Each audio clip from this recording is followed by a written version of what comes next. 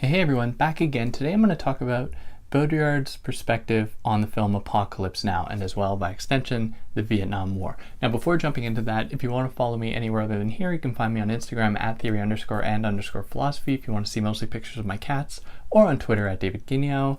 If you're new here, welcome. I'm David. I try to explain philosophical texts in a way that makes them accessible to you. So if you're new, like, share, subscribe, leave a comment. I'd love to hear from you. If you aren't new, be sure to like, share, subscribe as well. It helps me out a lot. If you want to help me out monetarily, you can do that via Patreon or PayPal, but obviously no pressure. If you found this on YouTube, you'll be able to find it in podcast form pretty much anywhere where you get podcasts, where there shouldn't be any ads.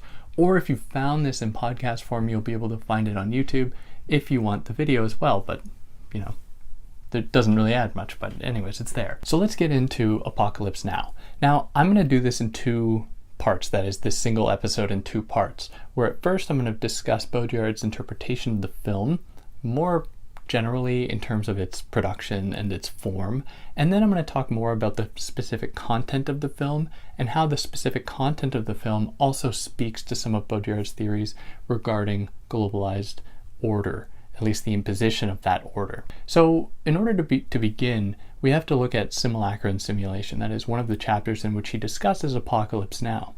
Now in that chapter, he begins to discuss the way in which the film, in some sense, mirrors the reality of the situation, the Vietnam War.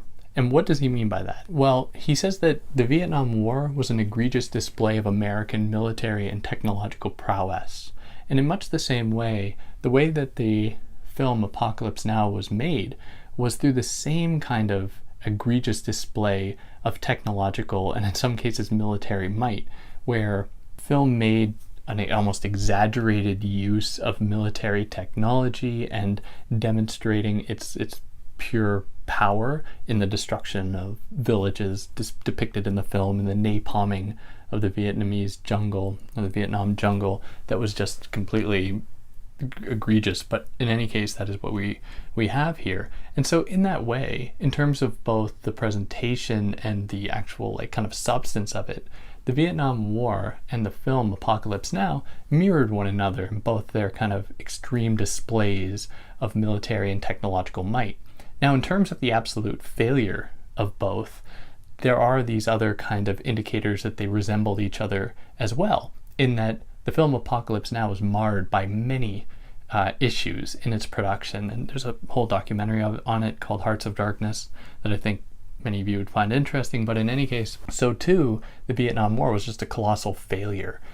At the end of the day, the Americans were able to come out with the film in a much more substantial way than they were to actually come out of the Vietnam War. Now, I want to put a little asterisk on this and say that while it might appear that the United States did not win the Vietnam War, in many cases for Baudrillard, they won something else. And I'm going to get into that in a moment. But in terms of the Americans believing that they had lost the Vietnam War, the film served an instrumental function. That is, it gave them something that they could celebrate. They could celebrate the power of the American Hollywood machine in producing a film of such magnitude that would put American foreign policy essentially on display in a way that could be celebrated as something that is ultimately going to be fighting for good, even if it means fighting against itself. So for those that aren't necessarily familiar with the content of the film, it follows the journey of a young captain, Captain Willard, through the Vietnam jungle into Cambodia, I believe, to track down and kill a fellow American soldier who has gone rogue.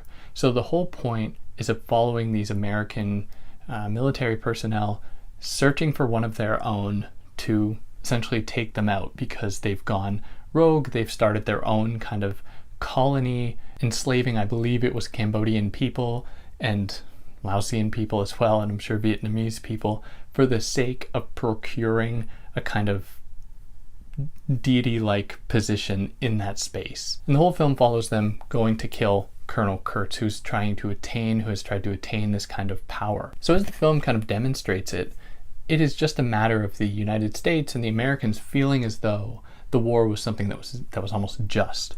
But the film is almost like a clownish representation of that. For those that aren't entirely familiar, there are these kind of strange moments in which people seem to hallucinate almost. There seems to be these dips between reality and fiction or dreamlike states. As well, there are these really quirky characters that they encounter, plus just anyone they encounter there seems to be undergoing some kind of like mental crisis and are in need of like serious help. And so in that, there's almost like this strange recognition that the war itself was just this kind of like playground for Americans to engage in their own like psychotropic dreams and fantasies, not necessarily to enact any kind of foreign policy per se. And this is certainly one of the difficulties when we look at this film, especially in relation to Baudrillard's work, in that we don't really know what it's trying to tell us. On the one hand, it appears to be a kind of moral pointing towards like American foreign policy being a good thing, but on the other hand, it's also this strange condemnation of the state of war. Now, Baudrillard is very attentive to this kind of ambiguity, and he says that that is very much similar to what the Vietnam War itself was all about. What we have is just this very morally ambiguous display of so-called capitalism versus communism that really didn't serve any direct instrumental purpose other than to impose a certain global order upon Vietnam. And so the real kicker, at least for me, is that Baudrillard says that while America might have pulled out of the war and lost, at least in terms of popular opinion, he says that they were very effective at winning the battle for global order. That is, they only pulled out at the point when the Vietnamese were prepared to adopt their own kind of military regime that could then take on the kind of guerrilla warfare that the United States was fighting against. Because that kind of warfare was something they didn't like. It was off the grid, it couldn't be mapped out, statistically planned, plotted, and so once that was kind of conjured away, then the United States was like, well, our job is actually kind of secretly done here. It doesn't really matter, this capitalism, communism thing. It's all, who cares? There's water under the bridge. What we want is to impose this kind of subtle order so that we could keep track of what's going on in terms of Vietnam's military power. Now, of course, the kind of historical contingencies here are innumerable, and Baudrillard just completely glosses over all of them, just ignores them completely to put forward his own theory. But in any case, it's just one of many, and I think that it's an important one to retain. Now, in terms of my own thing with Apocalypse Now, one of the really interesting elements of the film is that this small crew of military personnel going through Vietnam into Cambodia and maybe Laos at some point, I can't really remember, but during that whole progression, they themselves never actually seem to have a direct altercation with the enemy. Now, I want to add a little asterisk here and say, like, well, yes, they are around other people engaging in these kind of military demonstrations in killings of so-called Viet Cong or the enemy, quote unquote, so to speak, but they themselves only ever, at least for the viewer, kill civilians. And it's a very interesting dynamic here, and it really speaks to a sort of truth of the Vietnam War being this absolutely heinous display of military aggression against another relatively peaceful country at the time that was just being bombarded by, Russian troops, French troops, American troops, all at once essentially, and was kind of caught in this terrible situation. So the fact that there are no enemies kind of present throughout the course of the film that the central characters come in contact with and engage with speaks to a kind of exorcism of even enemies themselves, reaching a point at which, it's not really about enemies. It's really about American military power imposing itself to such an extent that its only fear is against the non-enemy, the thing that can't properly be understood, can't properly be mapped, can't properly be kind of consumed or absorbed into the American globalized machine.